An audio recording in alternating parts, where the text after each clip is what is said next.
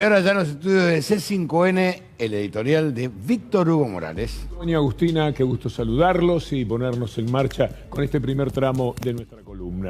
Una cosa sorprendente, asombrosa y al mismo tiempo inadmisible es que la discusión de las vacunas en todo el mundo es una cuestión política. Y lo vamos a demostrar hoy. Ya se sabe en la Argentina lo que ha jugado la oposición mediática absolutamente criminal, medios criminales tiene la Argentina, pero se dan también en otros lados, como Fox News, por ejemplo, en los Estados Unidos. Estados Unidos, donde el presidente Biden, en una división tajante con los republicanos, le dice a los gobernadores que por favor no sigan obstruyendo todo lo que es el plan de vacunación a favor de la vida. And worst of all, some state officials are passing laws or signing orders that forbid people from doing the right thing. As of now, 7 states not only ban mask mandates, but also ban them in their school districts, even for young children who cannot get vaccinated. Some states have even banned businesses and universities from requiring workers and students to be masked or vaccinated. I say to these governors, please help. But if you aren't going to help, at least get out of the way. Se queda pasmado porque ellos han promocionado muy bien en Estados Unidos que son una especie de cuna de la democracia. No es así, por el contrario. Estados Unidos ha manifestadose como un enemigo de la democracia en todos los países donde no ha podido poner los gobiernos que le interesa. Y ahora su propia democracia ha estado en un tremendo conflicto, el ataque al Capitolio, lo que significó el paso de Trump por el gobierno. Pero llegar a estos extremos, en los cuales el presidente de Estados Unidos tiene que hablar a los gobernadores, y ahora van a ver por qué en el transcurso de este tramo de la columna, para que no obstruyan, para que no se opongan a algo en lo que está en juego nada menos que la vida, es increíble. ¿Y cuáles son los pretextos de la derecha? ¿Cuáles son los de Bullrich o Carrió o Pichetto en los Estados Unidos? Lo de un gobernador que se llama DeSantis en la Florida. Coming after the rights of parents in Florida, I'm standing in your way. I'm not going to let you get away with it. If you're trying to deny kids a proper in-person education, I'm going to stand in your way, and I'm going to stand up for the kids in Florida. If you're trying to restrict people, impose mandates, if you're trying to ruin their jobs and their livelihoods and their small business, if you are trying to lock people down, I am standing in your way, and I'm standing for the people of Florida. So why don't you do your job? Why don't you get this border secure? And until you do that, I don't want to hear a blip about COVID from you. El individuo es una vergüenza, ¿no? Bueno, pero lo mismo sucede, por ejemplo, con la provincia de Córdoba. Exactamente ese tipo de argumentos son los que determinan que la gente no se quiera vacunar en Córdoba, por lo menos un 40%. ¿A ustedes les parece posible? Sí, porque miren lo que sucede en los Estados Unidos. El 90% de los demócratas, mire hacia arriba, el 92% se ha vacunado. Mire abajo, el 51% de los republicanos nada más. Quiere decir que el 8% de demócratas no se ha vacunado, lo que puede llevar a pensar en algún tipo de inconveniente, porque la voluntad de los demócratas es vacunarse. Los republicanos, el 49% no se ha querido vacunar. Es una cuestión estrictamente política. Después hay algunos datos allí que son del New York Times, no de cualquiera, que permiten determinar cómo distribuyen entre blancos, negros, latinos, mujeres, hombres, el tipo de votación. Las mujeres se vacunan un poco más que los hombres, 70 a 65, pero es más o menos parecido. La gran diferencia es una cuestión política. Mire lo que ocurre con la vacunación. ¿Cuáles son las ventajas de la vacunación?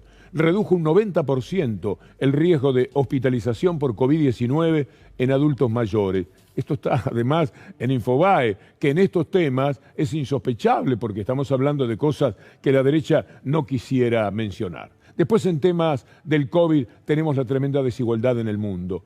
Como nunca el capitalismo lució con toda su fiereza.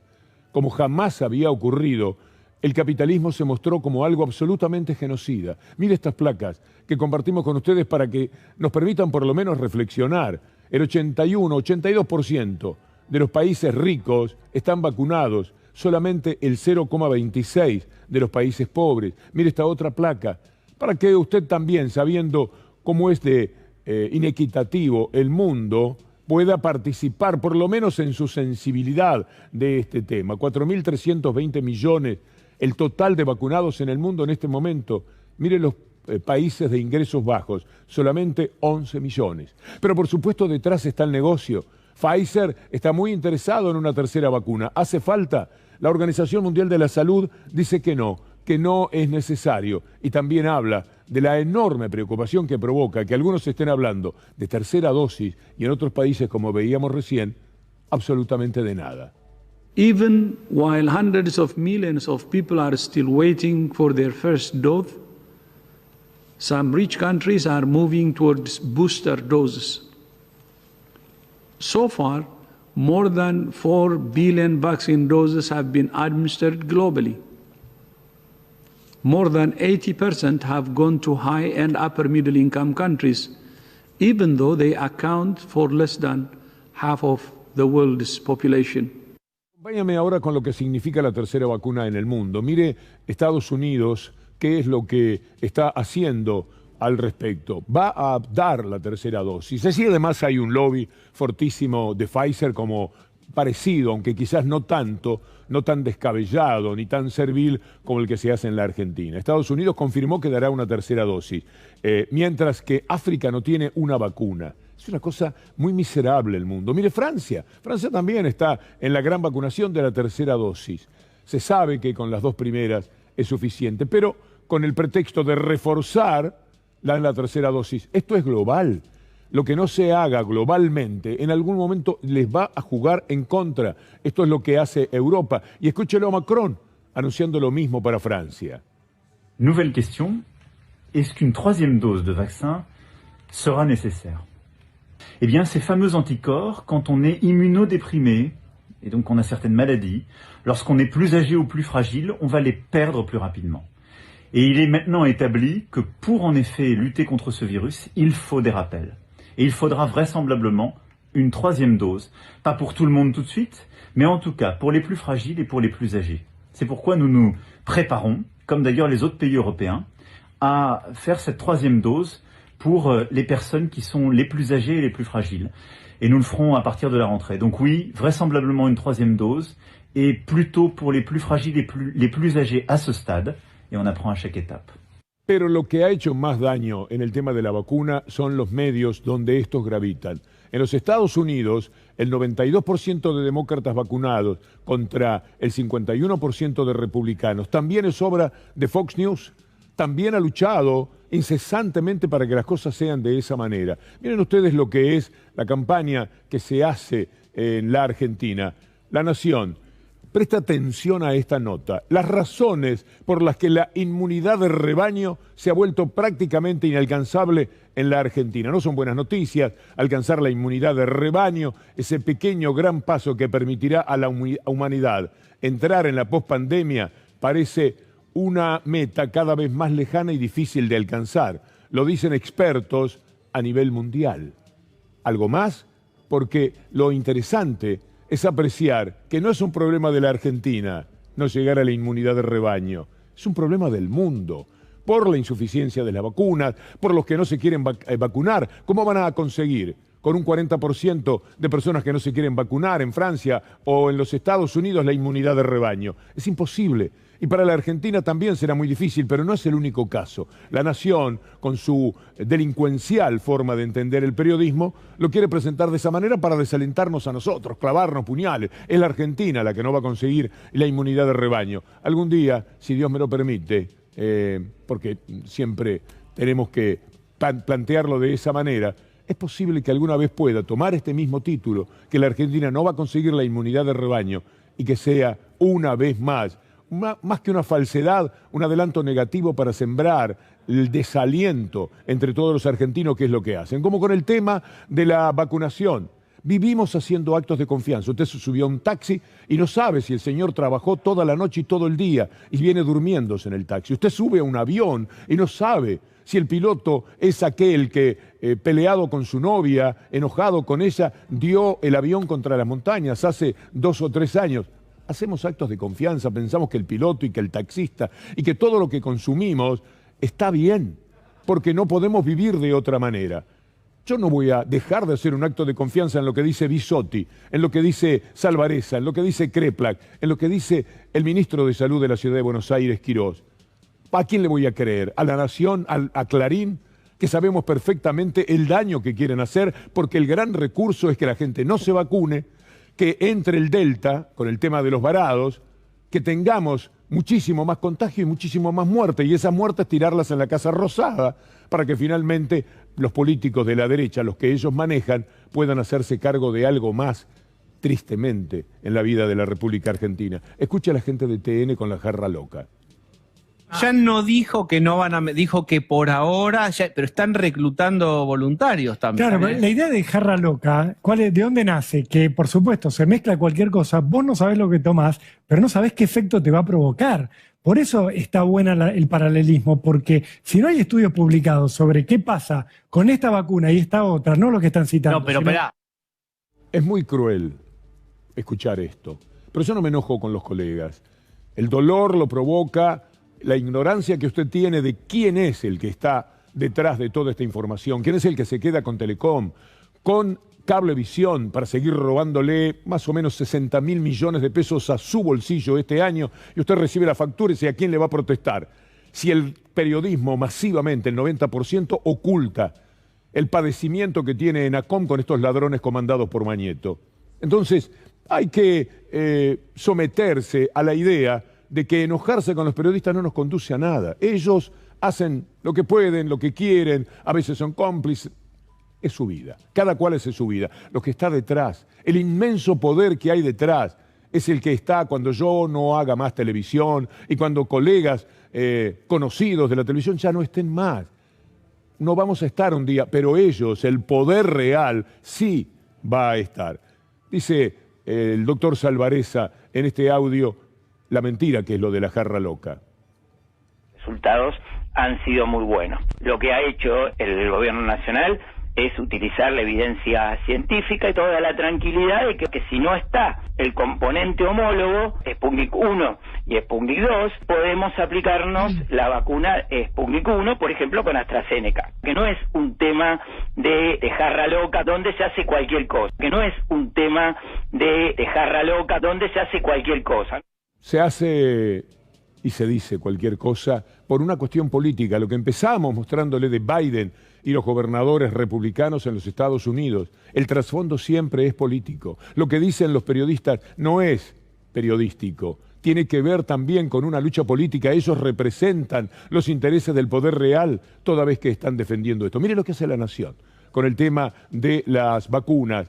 Lo que ayer dijo la ministra de Salud con los otros ministros, incluido el de la Ciudad de Buenos Aires. Veamos este clip de La Nación.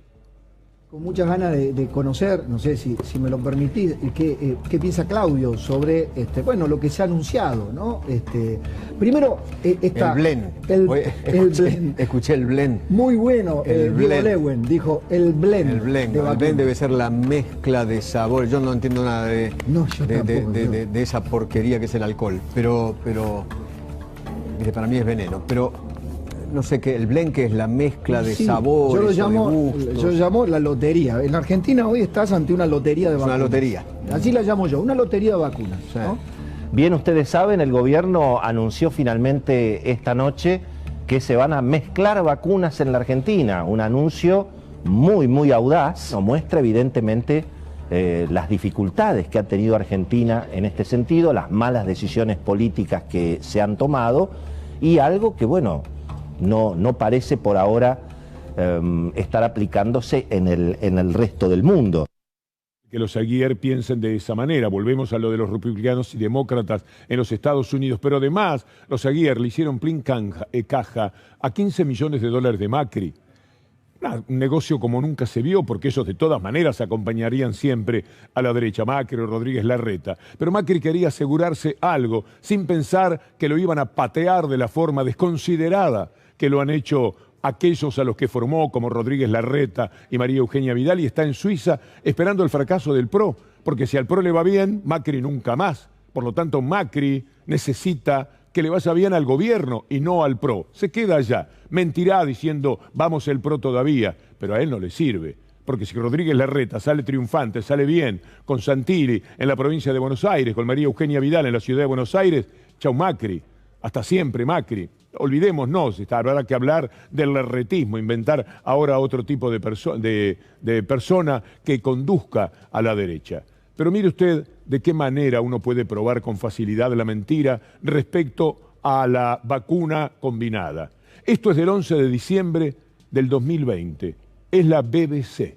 Oxford y AstraZeneca harán ensayos combinando su vacuna contra el coronavirus con la rusa Sputnik V. El objetivo, combinar de las dos vacunas, a ver si de ese modo se incrementa la respuesta inmunitaria. Ya se sabe que esto es así. Salgamos de la BBC, vayamos a la revista Nature, una de las más importantes del mundo junto con Lancet.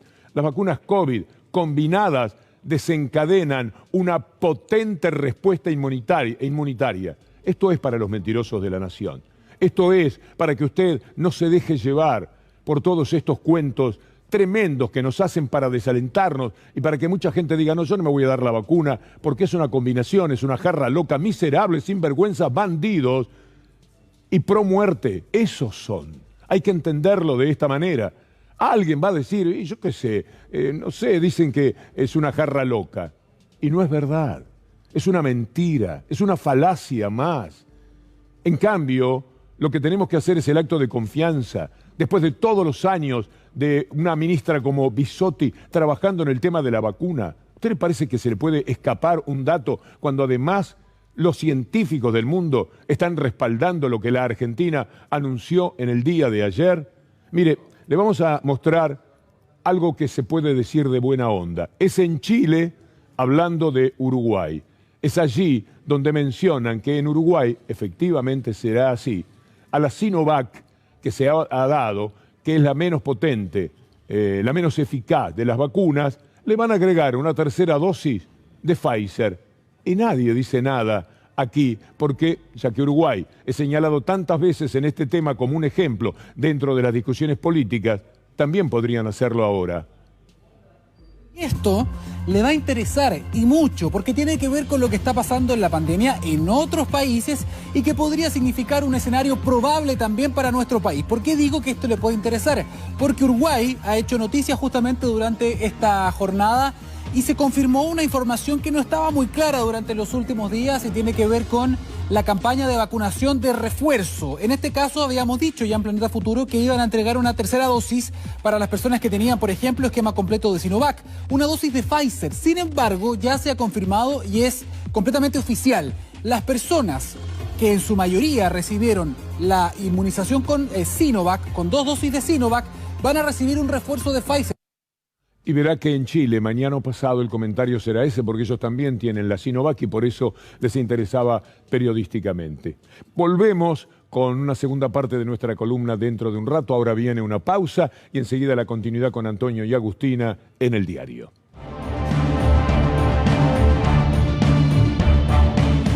Lo que tenemos en juego este año es algo muy particular, es el modelo económico, la idea de organización del país, pero también aspectos éticos que hacen a la conformación de los distintos grupos que van a pleitear buscando el apoyo de la gente. Es importante tener en cuenta cuáles son aquellos modelos económicos que se ajustan a los sectores medios y a los vulnerables y cuáles son aquellos que están mucho más cerca de las élites normalmente dominantes, las élites económicas que terminan siendo las que dominan los medios de comunicación y también los aspectos organizativos de la sociedad. Las instituciones normalmente quedan en manos de ese poder real, como la Corte Suprema de Justicia, por ejemplo. Y si no son integrantes de esa élite, los convierten. Y es exactamente lo mismo o todavía es peor. Vamos a empezar hablando de estos modelos en pugna, escuchando en primera instancia al gobernador de la provincia de Buenos Aires, Axel Kicillof. Sin demanda, sin crédito, con tarifas por el cielo, dolarizadas, y con las importaciones absoluta e indiscriminadamente abiertas. Ministro de la desindustrialización, podrían haber nombrado. Ministro del desempleo. Ministro de la destrucción del aparato productivo. Eso podrían haber nombrado. Porque eso es lo que generan los programas neoliberales.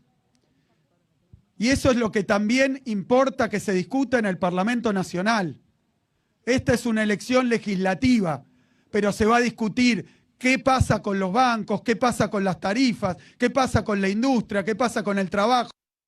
Uno de los analistas más respetados que tenemos, al que siempre estamos recurriendo, es Alfredo Zayat. Y hace una consideración importante también, que vamos a compartir con ustedes en esto que nosotros llamamos uno de nuestros destacados.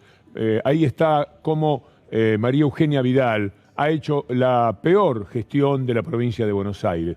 El gobierno de Vidal termina 4 años de administración de la provincia de Buenos Aires con pésimos indicadores económicos y sociales, sin más cloacas y solo un poco de obras viales concentradas en intendencias de Cambiemos. La pesada herencia para la próxima gestión. Esto es también atender cuál fue el modelo que hubo hasta el 2019, hasta diciembre de ese año, y cuál es el que luego se puso en marcha, lamentablemente teniendo que competir con la pandemia y con todo lo que había quedado allí como tierra arrasada en el gobierno neoliberal que estuvo a cargo de la administración hasta ese momento.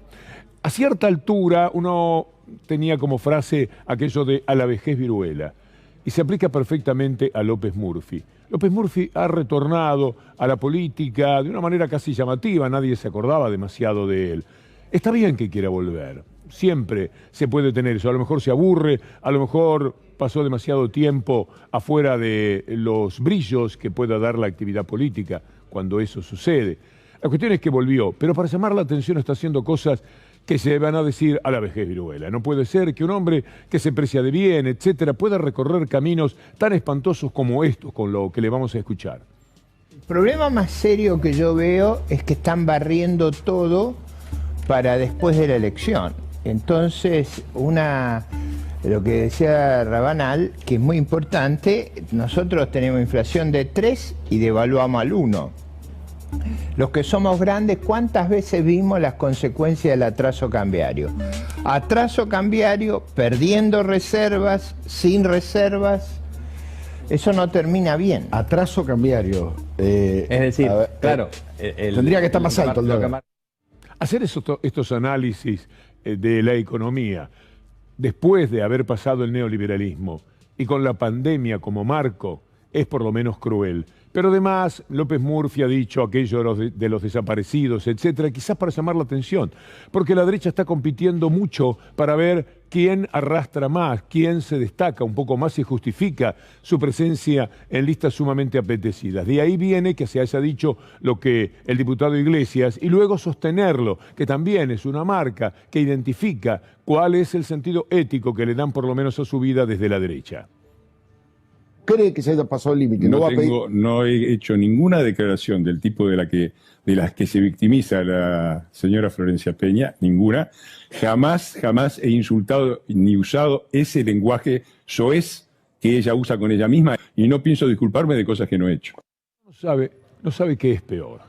Porque volviendo a López Murphy y yendo a Tetaz, el camino que recorren solamente tiene como finalidad ganar un espacio en Clarín o Nación y que se ocupen de ellos, un título, la página 8, la página 7, que es lo que más o menos le corresponde, porque las primeras páginas siempre están en manos de los candidatos más importantes y sobre todo la primera página está destinada a destruir el gobierno. Entonces, el lugarcito que pueden tener, ese tan modesto, lo disputan de esta manera, diciendo algo que no horrorizarse frente a lo de López Murphy o de Tetaz podría ser algo digno de análisis con uno mismo. Churchill decía, para terminar con Hitler, yo tengo una amplia gama de alianzas. Para vencer a los Kirchner yo no tendría ningún problema con el ingeniero Mauricio Macri, con Horacio Rodríguez Larreta, con Mario Negri. Y disputar poder, por supuesto, genera cortocircuitos, genera tensiones, genera algunos conflictos, pero para eso están las PASO. Las PASO sirven justamente para poder zanjar, es la mejor tecnología que tenemos para que funcione la democracia. A nosotros nos gusta eso, nos gusta la democracia. Por supuesto, en el partido de enfrente hay un Führer que dice, es por acá, y pone el dedo y dice, vos sí, vos no. Bueno, nosotros preferimos que la lista la acomode la gente. Hitler, el Führer, estos son los términos y las ideas que predominan en estos dos candidatos que acabamos de escuchar. ¿Es posible acompañarlos en ese recorrido? El que va con ellos, allá él, porque de verdad que se hace muy, pero muy difícil en cada uno de los que análisis que hemos querido compartir con ustedes a partir de lo que está dicho. No es un invento, no es un posicionamiento periodístico que no se corresponda con la verdad, porque estamos recurriendo, como hacemos siempre, al testimonio de ellos mismos. Son ellos los que hablan del Führer, de Hitler, para designar a la oposición que está en el gobierno, puesta democráticamente por un pueblo que los eligió. Y por un pueblo que sabe, consciente perfectamente de que todo este tiempo se ha tenido que luchar contra la peor peste que haya sufrido la humanidad en su historia. Una peste que por otra parte tiene desquiciado en lo económico y en muchos otros aspectos a la humanidad entera. Vale la pena tomar nota para cerrar este tramo de lo que dice Santoro, Leandro Santoro, con relación a esa identidad que se está dando claramente en la derecha. Y no se matan por posiciones ideológicas, porque el contenido de lo que dicen es más o menos parecido. Total. Se matan por ver quién se posiciona mejor en relación al otro. En primer lugar, creo que no pierden capital político en el corto plazo. En el mediano y en el largo plazo sí lo van a perder. Todas estas declaraciones que estamos viendo, en el mediano y en el largo plazo, tienen un costo. Cuando la sociedad baja un poco la espuma de la elección y reflexiona sobre lo que se dice, lo que se hace, eso construye identidad. Es una identidad demasiado volcada hacia la derecha la que están construyendo. Y eso sedimenta en el tiempo y después se ve. Y mientras tanto, el robo descarado que se realiza de distintas maneras. Por ejemplo, con la ciudad de Buenos Aires. Hoy quisieron nada menos que esto que vamos a poner ahora en pantalla. Una ciudad para pocos, una ciudad expulsiva de los sectores medios. El oficialismo porteño, por suerte, hoy no pudo avanzar con la privatización de la Costanera Sur porque la oposición lo frenó en la legislatura. Y luego el robo de las empresas a los usuarios. ¿Por qué? Porque esas empresas tienen que permitirle todo esto que hace, por ejemplo, Rodríguez Larreta con la banda que se apropia de la ciudad. Y mientras tanto, Clarín, Nación roban lo suyo. Ahí tenemos cómo analizan sanciones a Cablevisión por los problemas en el servicio de TV digital Flow. Pero lo más importante no es esto, que es pasajero y que podría tener alguna explicación técnica que tendrán que darla. Lo grave es que siguen robando a la gente. Cuando tenían que aumentar el 5% en enero, aumentaron el 20%. Y ahora, el mes anterior, un 15% sobre ese 20% que habían aumentado. Cuando terminen el año, a usted, a cada usuario, le van a haber robado miles y miles de pesos, que en la suma están por encima de los 50.000 millones de pesos. Esta es la estafa que Cablevisión comete con los usuarios. Y nadie puede hacer nada porque ellos consiguieron un juez allá en Córdoba. Se presentaron en 300 juzgados y un juez, un tal Busto Fierros, dijo que eso no era hecho ajustado a derecho por parte del gobierno nacional. Y con eso, con esa base, Clarín se lanzó a este robo brutal de los bolsillos de la gente, en medio de la indefensión que tienen todos y que también tiene hasta el ENACOM, habla el vicepresidente Gustavo López. Nosotros hicimos intervenir también a las asociaciones de usuarios y de consumidores. Hubo muchas quejas, salvo que haya sido un hecho fortuito de causa mayor que justifique que la empresa no tuvo nada que ver o corresponde una sanción por el corte del servicio a los usuarios. En 6 minutos comienza el gran programa de C5N con Gustavo Silvestre. Pero quiero aprovechar esos minutos para hablar de Milagros Sala. Hoy hubo una decisión muy importante. Antes de presentar la misma, quiero que recuerde lo que fue capaz de decir el servil de Jujuy, Gerardo Morales. Mire, lo primero que le dije al presidente y le dije a Máximo, a Santiago y Aguado y a Sergio Massa, es que antes me pegan un tiro en la cabeza. Acá está funcionando la justicia. A mí me gustaría saber que alguno de ellos le dijo, pero vos estás loco, estás mal de la cabeza, vos sos un demente, vos sos un enfermo de odio, vos sos una persona indigna de estar sentado en esta mesa.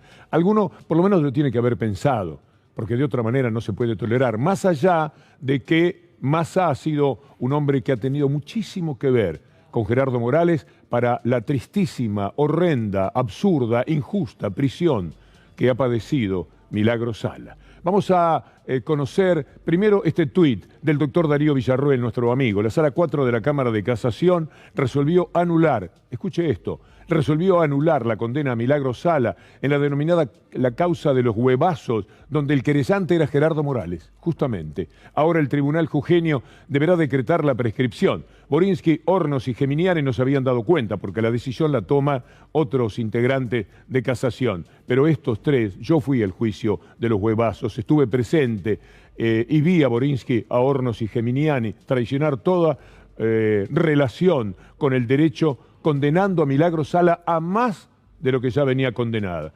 Tres hombres que provocan indignación desde adentro de la propia justicia. Cualquiera que tenga amor por el derecho sabe lo que son Borinsky, Hornos y Geminiani. Bueno, ahora la decisión de casación es esta que vamos a ver.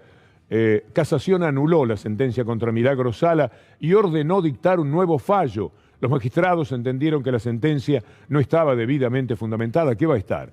E hicieron lugar al planteo de la defensa de la militante social, que sostuvo que se trataba de delitos prescriptos, por lo que correspondía dictar su sobreseimiento. Ledesma, Ángela Ledesma, una de las integrantes de la casación, dijo efectivamente eso. Mire, la mayoría conformada por Javier Carbajo y Liliana Catucci fue la que propuso anular la sentencia y reenviar el expediente al tribunal que intervino para que dicte un nuevo fallo, mientras que la jueza que votó de forma distinta fue Ángela Ledesma, quien directamente propuso declarar extinguida la acción penal y sobreseer a todos los acusados.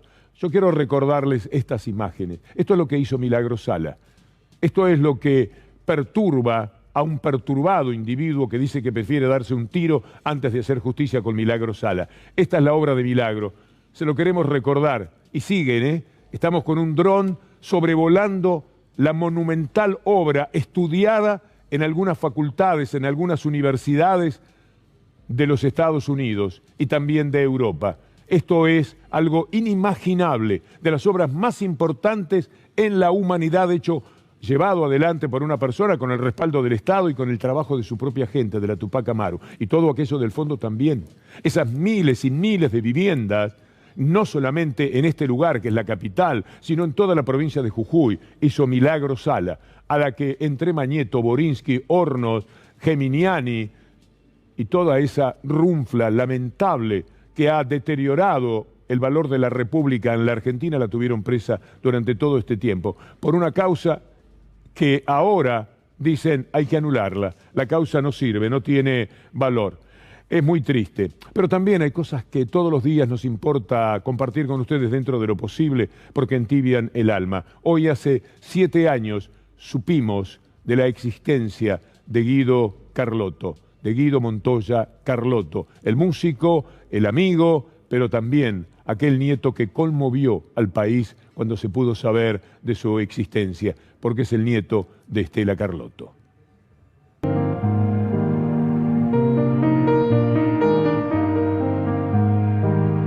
Han aparecido nietos, ¿no? Sí, ¿Cuántos han encontrado? Hasta ahora 59. 59. 59. Pero ¿Y su nieto qué edad tendría ahora? 20. Guido, ¿no? Tiene 20. Guido. Sí. Guido tiene 20 y bueno, siempre en esa búsqueda esperanzada. Yo creo que... ¿No han tenido ningún rastro, nada? No, pero me pasa algo... ¿Y usted qué siente? Porque las mujeres tenemos algo yo creo que está cerca, que lo voy a encontrar. ¿Sí? Pero vivimos así, un poco a la expectativa de una cosa que va a pasar. Un urgente... Atención, habrían encontrado al nieto de Estela de Carlotto, el hijo de Laura. Esto es increíble,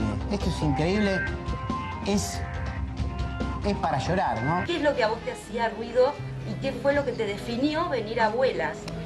Hay cosas que no se pueden explicar, que vos no terminás de entender. Yo, por ejemplo, estoy cerrando una pregunta que hace mucho que siempre me habían hecho en alguna nota. Como sabrán, yo soy músico y siempre me preguntaban de dónde viene tu pasión por la música. Te preguntarás un día dónde podés hallarnos y descubrirás que te gusta la ópera, la música clásica o el jazz. ¡Qué antigüedad! Como a tus abuelos.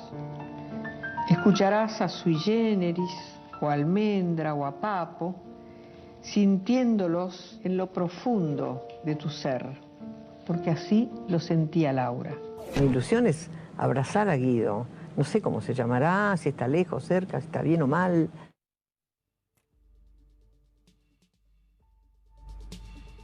inolvidable episodio de la vida de la Argentina por tantos motivos. Ahora sí, llega Gustavo Silvestre y nosotros lo invitamos para nuestro encuentro en el diario con Antonio Fernández Llorente, con Agustina Rivas, mañana desde las 5 de la tarde y nosotros acompañando con la columna, mientras todo sea posible. Gracias y hasta mañana si Dios quiere.